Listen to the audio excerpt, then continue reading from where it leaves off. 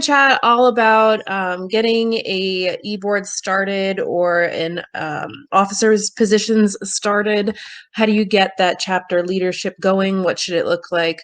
Also, we're going to go down the route of talking about what a constitution should look like, or bylaws for your chapter, if that's something that you're being asked to fill out. If you've explored the Google Drive at all, you will know that this stuff already lives on the Google Drive in the Getting Started folder. You'll find all the information I'm talking about already there, so you can go in and check that out already. So I'm just going to share my screen and get started right away. We're going to start with talking about the chapter bylaws.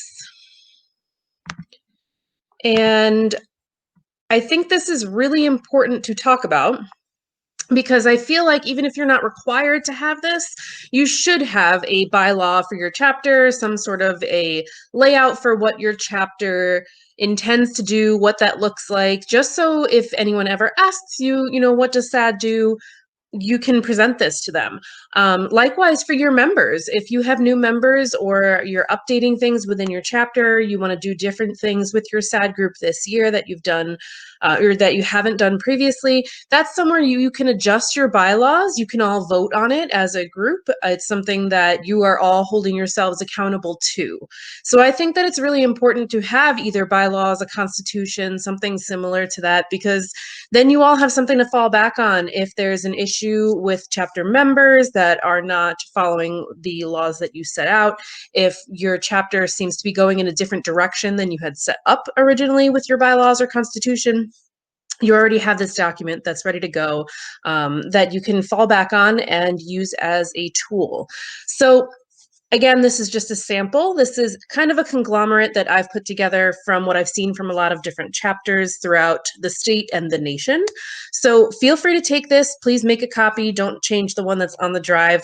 But please take this, make it your own, vote on it as a group. Make sure that your chapter members have buy-in for this, that they understand what the bylaws are, what the Constitution is, what they are trying to create. And then I would actually suggest that you have some sort of piece where they sign it, or sign that they have read this document and understand this document and will be holding themselves to it. I'll get back to that in a couple of minutes as well. So as you read over it, it'll kind of go through, I don't want to call it legal jargon, but it's a little more upper languagey than I would normally use with a lot of the things that we do with our chapters. We try to keep that more colloquial, but this is something that you want to keep a little bit more formal, just again, so you can go back to it time after time as need be. And it does lay out what it looks like to be a member of this organization, talks about the no use messaging that SADD uses. I'll get back there in a second as well. What active membership and inactive membership actually means and how that's kind of figured out. So that's another great way that you can keep people accountable. If you have issues with folks that show up great at the beginning of the year, wonderful participation, and then that kind of wanes throughout the year, and you don't see the same students showing up anymore, then you have at least, again, a leg to stand on that says, you were active, but you've not attended 50% of the general meetings anymore, so you're currently an inactive member, and maybe have some sort of policy on how to get that back on track. Again, apologies, not feeling well. You can also see the officers section where it kind of lays out who is in charge of what as far as officers go. I'll talk a little bit more about officers versus an e-board in a moment, but traditionally most SADD chapters still have officers.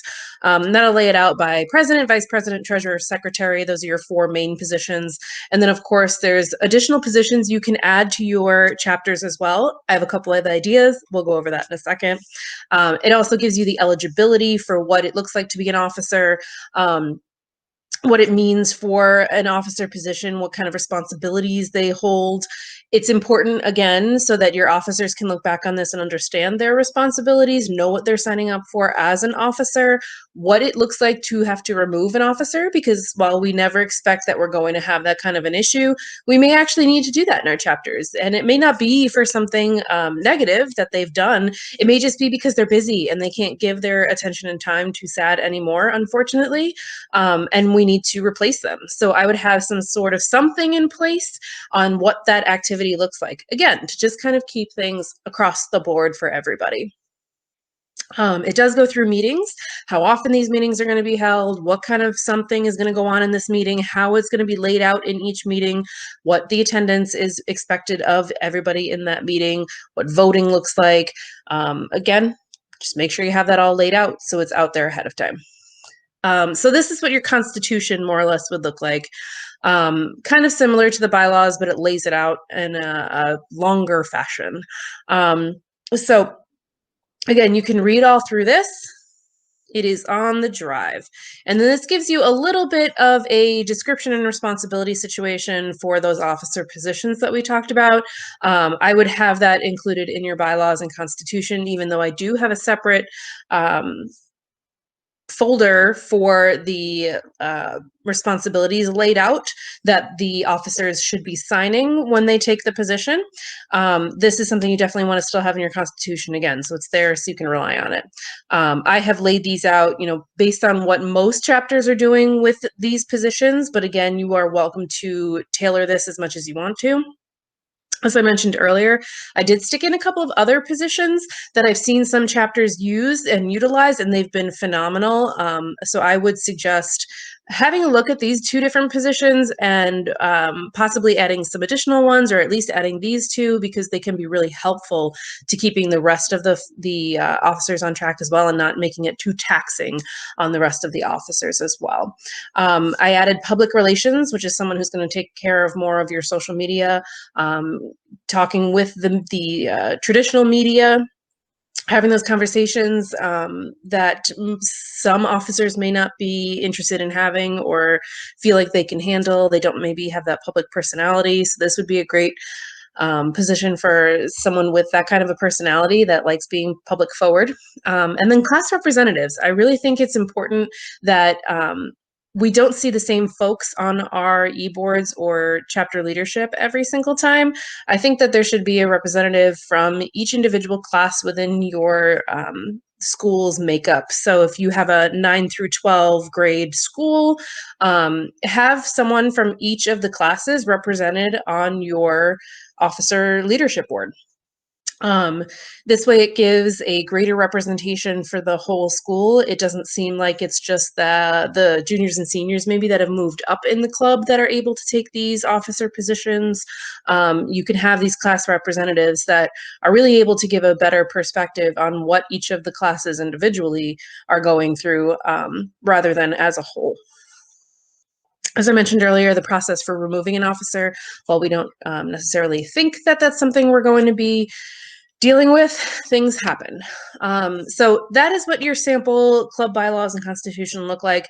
You can make this much longer or much shorter, depending on what you are required to do for your schools, what your district is asking you for. I find that more and more districts are asking us, or SADD chapters, to create these constitutions and bylaws. So again, they have an idea of what your chapter, your group does, and how you hold everybody accountable.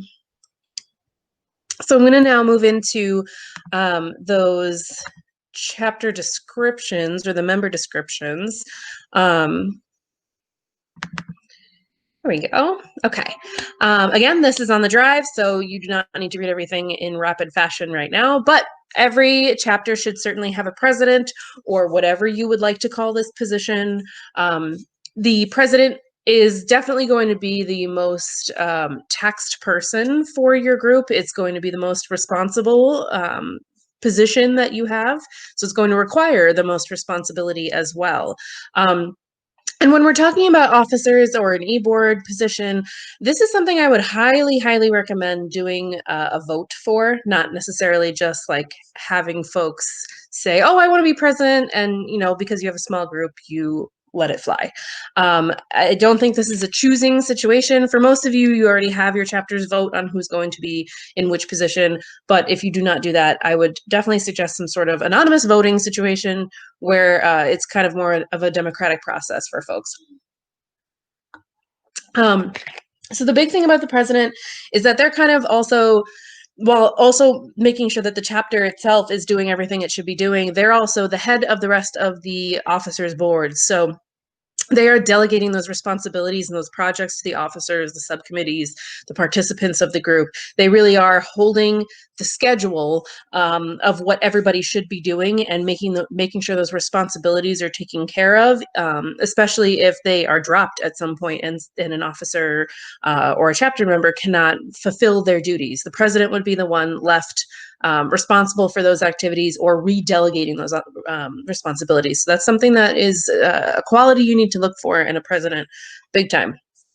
And I think it's important too to make sure that all of your chapter members have these descriptions to look over individually, so they really can understand what each of these roles is supposed to be before they are voting on who this person should be.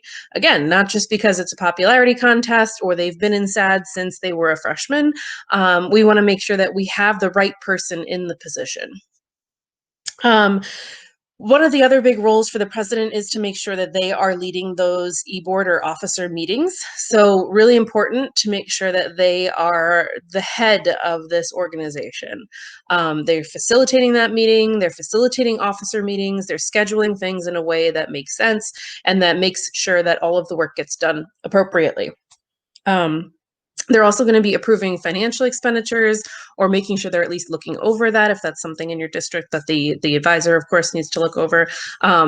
So basically keeping tabs on every other officer position as well as the chapter as a whole. Another big piece of the president's position is making sure they keep in contact with me. So if they have any needs or opportunities they want for their chapter, they really need to let me know. And that's something that is very easy for the president and vice president to reach out to me. I would definitely rather be speaking to your students than having you as advisors in the middle if that's something that's going to become a problem or something that you can't devote time to. I completely understand that, especially right now with everything virtual and everything kind of up in the air.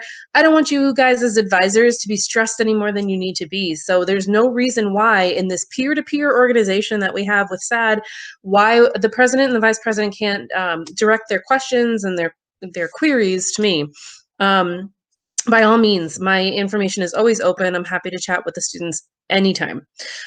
They are also responsible as the top two leadership positions to attend those state, local, nationwide sort of meetings. So when we have things like national conference, they should definitely be looking into going.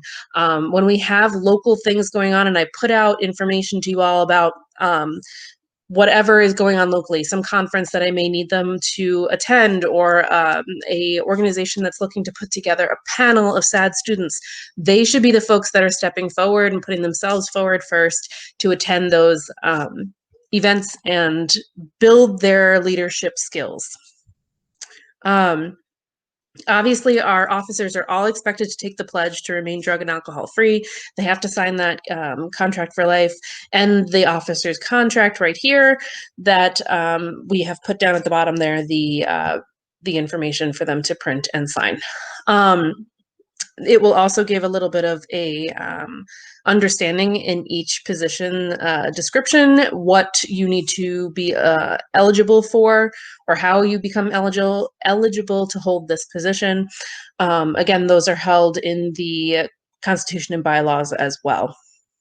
So just making sure everything mirrors up and reads the same way is really important. And again, that's something that you can have your chapter leadership look over all this information to make sure that everything is lining up, that everything reads the same, that all the rules are straight across the board for each document that you hold.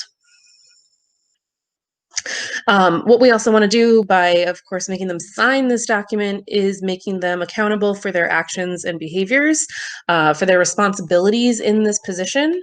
It's extremely important that they sign this, adhere to what has been laid out for them, and continue to do so, or you may have to fall back on that removal process that we laid out. Vice president would be relatively similar to the president, basically the right-hand person of the president. It is also a position that should be in contact with me pretty often regarding their needs or opportunities that the chapter may be looking for. This would be a great position for someone that is the like spokesperson type of role. They really like being forward facing. The vice president is someone who should really be pushing the chapter within the district or within the school. They are someone who's going to be really marketing the chapter highly, trying to recruit new members, just actively being engaged with the chapter promotion within the school. You want to make sure that this person is also serving as that public relations contact. There is a public relations position as well that I have laid out here, but if you do not have that position in your chapter, this is the person that's going to take on those public relations duties.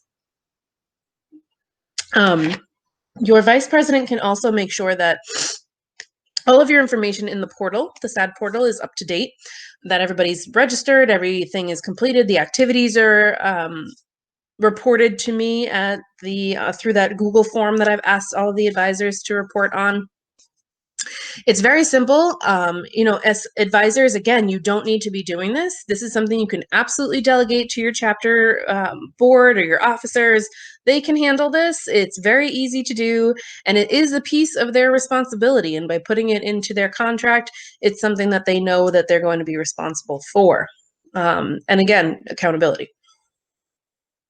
Secretary, of course, is pretty much like it sounds. They're going to keep accurate minutes and notes for each meeting. I highly recommend keeping it on something like a live document like Google Docs. This way everybody can access it. If someone's not available to attend, they can see the notes happening in real time.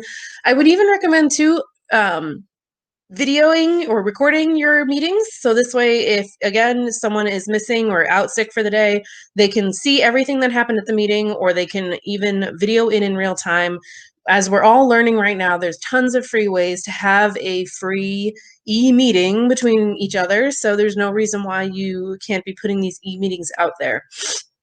It may also be a way to help folks increase their attendance level if they are involved in 300 things, which we know our SADD chapter children are normally the very involved kids in our schools. So we want to make sure we give them every opportunity to make as many meetings as possible.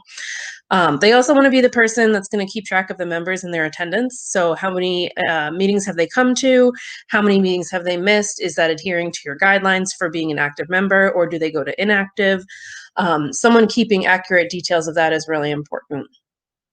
Also, they should maintain your committee lists. So if you have any subcommittees that are working on, let's say, the prom project or the mock car crash project, I definitely recommend splitting up your activities to have different folks working on different things at the same time. This way, the subcommittees can really get together, do all the hashing out that needs to be hashed out, and bring the big picture puzzle kind of down to a smaller level that the rest of the chapter can handle, put their input into, and then go back to the subcommittee and they can figure out the fine details. So it really works a lot easier, keeps the cogs in motion, and then you don't get bogged down at every single meeting having to deal with all of the larger issues. These subcommittees can break those down real easy and bring it back to the chapter as a whole. So definitely maintaining those committee lists, making sure they're keeping up to date with those committees, checking in with those committee leaders to make sure that the projects are being accomplished based on timelines, etc. They should also be the person that's maintaining those chapter correspondences with the other contacts in the community. So if you are in frequent contact, which you should be, with your Stop DWI coordinator, with any other prevention agency in the area, any kind of law enforcement that you're friendly with, or doing work with your SROs in the school, if you have any school resource officers, and making sure that they're keeping those community contacts up and active is really important. I also recommend that your secretaries reach out to other schools in your county or in your area that you can bounce ideas off of, and maybe the secretary can be the connection between all of your chapters that can give you guys a great idea from another chapter, or share an idea of some amazing thing that you've recently done with a chapter that could be really helpful. Secretary is also going to be great at making sure everybody knows when the meeting times are and when activities are happening. Basically, the person creating your flyers, your meeting announcements, going on the PA system, or the morning announcements, or the morning video announcements, whatever, to tell everybody what's happening and when. There would also be a social media person putting up posts on activities and events, things like that. Um, they're going to also be the person that reports chapter activities to me. They can fill out that form. That should be the first line of defense is the secretary doing this work, and then the vice president taking over if need be. So reporting those activities is really, really important, making sure that's done at least monthly. It would be better if it's done right after each event, so you have a better idea and a more accurate number in mind. You don't start forgetting activities and events that happened, but at least monthly having something like that done. And you will see too that there are things in here that most of the officers are responsible for. So working with each other to plan meetings, attending those conferences and stuff that we talked about earlier. The treasurer, of course, is going to be your money person.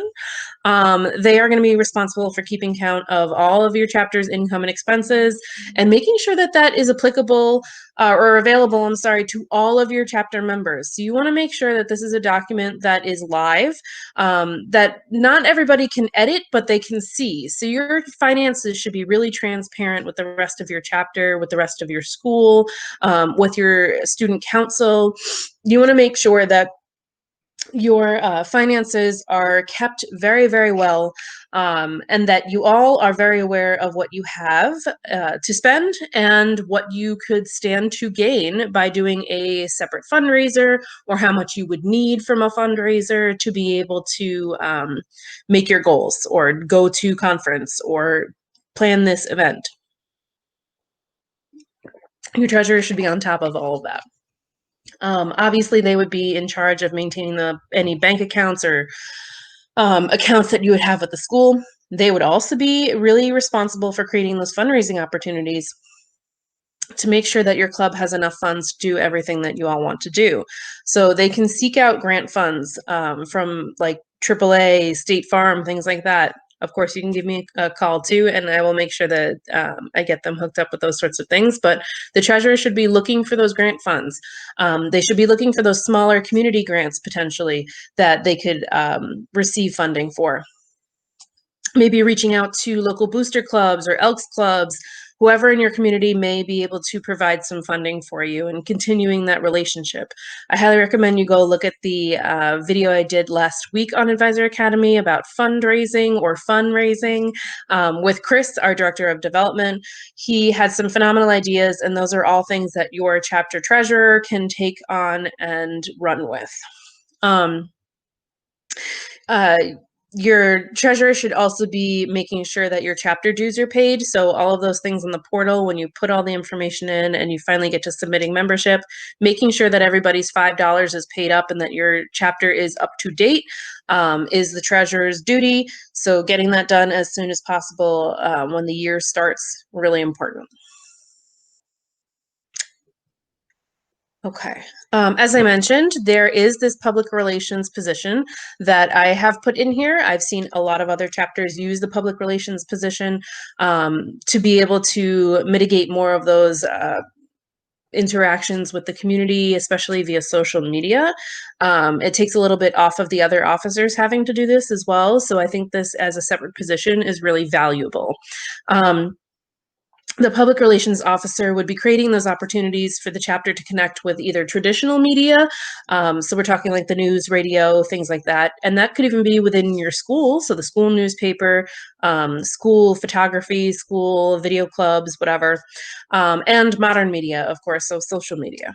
Making sure that you have Facebook, Instagram accounts, Twitter, whatever, and that you're actively engaging on those accounts, not only within the district and within the chapter, making sure that, you know, you're posting activity times and meeting times, things like that, but actively engaging with us as New York SADD or any of the other state coordinators, SADD pages, SADD National, other local things in your community like law enforcement pages or prevention council pages, things like that. You want to make sure that this person is going to be very appropriate on social media. You may want to put into the application process for this position that they have to show you their social medias, their personal social medias, to make sure that what they're posting personally would be in line with what SADD would look to be posting as well, because we don't want that double messaging of someone who is in this position being a completely opposite person in their personal social media pages. This person would also develop those relationships with the more traditional media sources and submit press releases or opinion articles to those places. This is a really great way for someone that's getting into or wants to go into public relations as a career to start building those contacts and getting an idea of what it looks like to work with the media, invite them to your chapter events, make sure that you get some of that airtime in your community. That's really important, especially with more local channels like News 12, Spectrum, New York One, things like that. So they're generally more open to coming out to community events like that. It would be phenomenal to see you all on TV and be able to share those clips with the rest of the state leadership. So we can really get this moving more within the state in general and making SADD elevated throughout. They should also be responsible for determining a strategy for negative situations. So how they're going to react, or the chapter is going to react to things like impaired driving crashes, particularly if it involves someone that is around their age, a teen, or someone, God forbid, from your area, from your district. You really should have a policy in place or some sort of idea of how you're going to deal with a situation that may arise from a negative problem.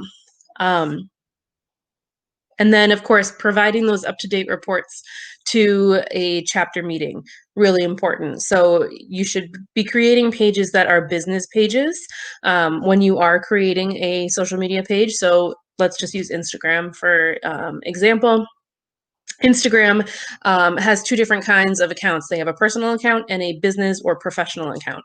The business or professional account, it doesn't cost you anything. It doesn't require anything different. It just, it allows you those insights to be able to see which posts are doing really well, how many people viewed the post, how engaging you are, what age group of people, what gender of people are looking at most of these posts. It gives you a better idea of how you can direct your social media strategies based on those insights. So those are super important.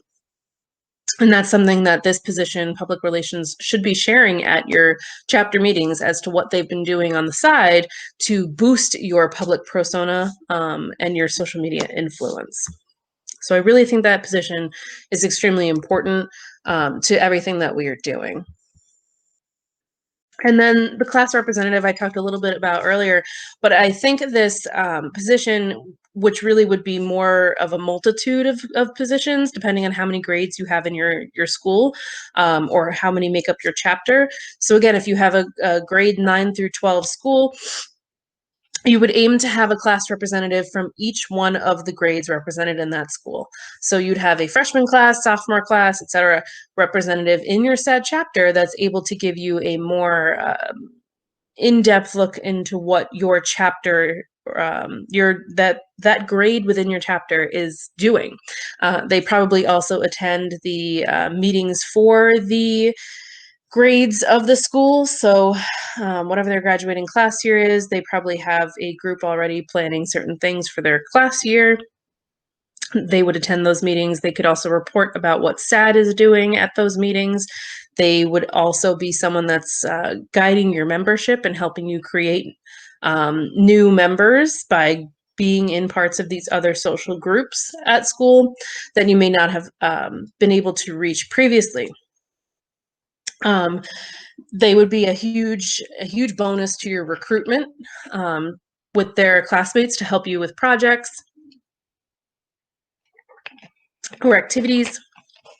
They can also help you if you need folks for volunteer projects that you're doing. You need volunteers to help you run an activity. They would be great at helping you recruit those volunteers, even if they're not SADD chapter members. These class representatives would be great at knowing who would be the people that would be most like the chapter members of SADD that could help you in a volunteer perspective.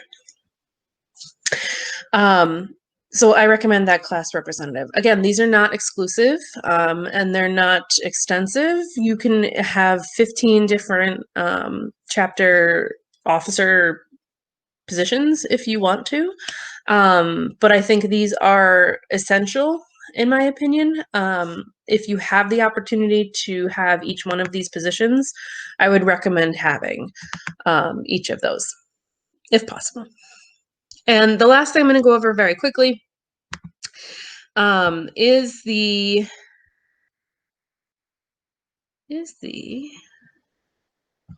membership contract. There we go. So as we spoke about a couple of times, there's a membership contract. It used to be called a no use policy.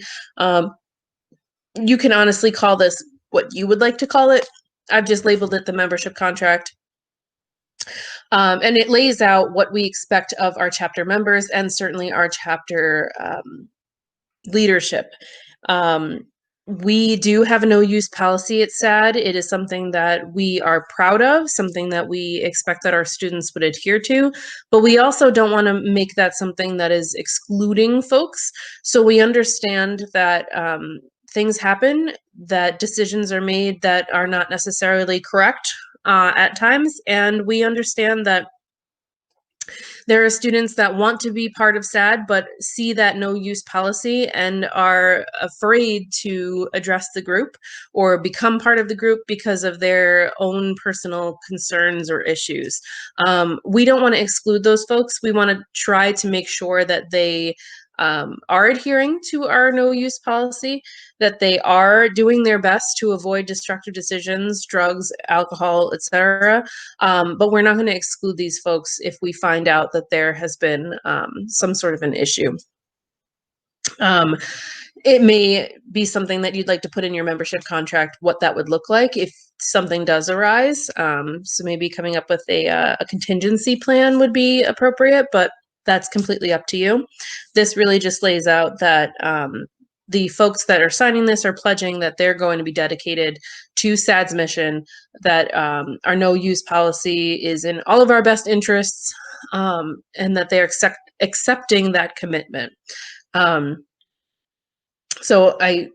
down here, of course, it has the signature of the student, asks for a little information about them, signature of a SADD officer, so it could be any of your officers, perhaps delegate this to the secretary or president, and then this parent or caring adult signature. I really think this is less optional than it kind of seems. I would almost take the optional out because I think it's important for a parent or a caring adult to be part of this conversation as well. Even though these are our SADD kids, these are the kids that generally are better behaved or more aware of their responsibilities and more likely to avoid those destructive decisions. That doesn't mean they shouldn't be having these conversations with their parental units at home. So highly recommend having this membership contract and having all of your members sign it, not just your chapter leadership, but certainly your chapter leadership.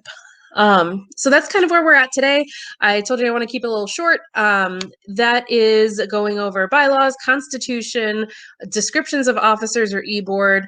The big difference between officers or an e-board is that the officers are more elected officials that hold specific positions. So it would be that layout of president, vice president, etc. Whereas an e-board would be more of a delegate of folks. So it's not so much having the titles that the officer positions do. It is that everyone as a whole takes on each of the responsibilities in each of the roles that I had laid out there. So that becomes the board's or the executive board's responsibilities as a whole. That does get a little bit more tricky, in my opinion, in a high school setting particularly, because there's a lot of room for things to be dropped and responsibilities to be shirked. But it is totally up to you and your group. If your group works best that way, go for it. That's phenomenal. Bottom line, you really should have leadership within your chapters that is able to not only take the burden off of you as advisors and be able to do some of the activities and reporting, outreach, recruitment things that you as an advisor not only don't need to be doing, but shouldn't really be doing, because this is a peer-to-peer conversation that we should be having. This is a peer-to-peer club. This is a peer-to-peer prevention model that we've set up. So this is something that we really should be seeing the students doing more of. So they can be doing these activities. They can be taking a little weight off of you as an advisor for all of these things that we ask for. It distributes things more evenly amongst the group, so it's not putting everything on the president's shoulders. And it's making sure you're still meeting all of those goals that you have for your chapter. It actually might keep things a bit more organized and allow you to get more done as smaller groups work on individual projects and come together collectively to bring their ideas to the table. Stop that groupthink process where we get kind of hung up on things that are brought to the table as good ideas, and really can explore more on how to do things a little bit more modern or a little bit newer, a little bit more exciting, freshen things up a little bit. So I definitely recommend looking over all those things. Again, they're in the drive under the Getting Started folder. You can check them all out, download them for yourself, make any changes or amendments you want to on the downloaded version that you have. Please, again, don't do that in the versions that are on the Google Drive. I'm not sure that you can anyway, but please make sure to have at least some sort of structure within your chapter, because it's super important not only for you as an advisor to keep things kind of set, but as a way to hold everybody accountable to the things that they had agreed to verbally. But if you have any questions about any of the things we went over, or you want to change something up, you want to brainstorm about it on how best to do it with your group, you want to chat with the group, book me. I have an appointment calendar through Doodle. You can check that out. Give me a shout anytime. More than happy to chat with you on how your chapter leadership should be structured or look, if that's what you'd like to do.